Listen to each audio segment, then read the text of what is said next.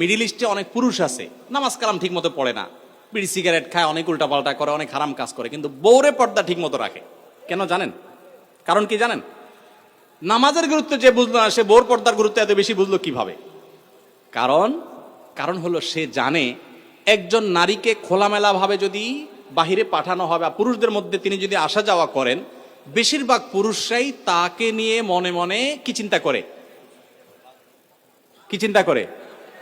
খারাপ চিন্তা করে। আপনাদের মনে এরকম কোন খারাপ কিছু চোখে পড়লে মনে খারাপ চিন্তা আসে? আসে না? আসে। তাহলে তো আপনারা স্বীকার করছেন।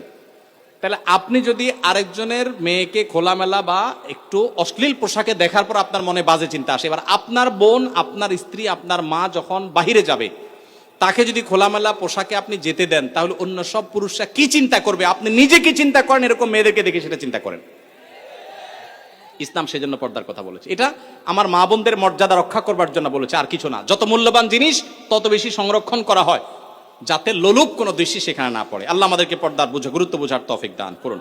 আমাদের সমাজের অনেক ভাইরা এখনো মনে করে ইসলাম মেয়েদেরকে বলছে বোরকা পরে চলতে, পর্দা করে বলতে, কই পুরুষদেরকে তো এত কষ্ট করতে বলে নাই, তাহলে ইসলাম মেয়েদের প্রতি জুলুম করছে। মায়ের চেয়ে মাসির দরদ বেশি দেখান না?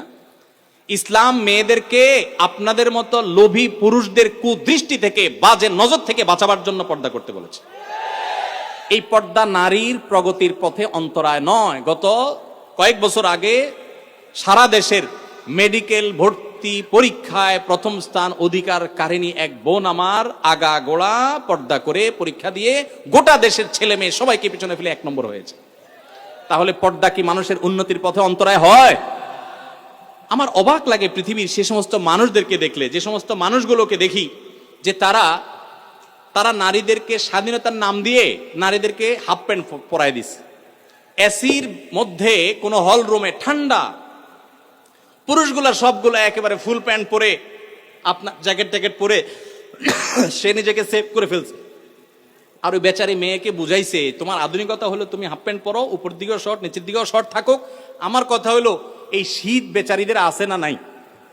না শুধু পুরুষদের শীত আছে?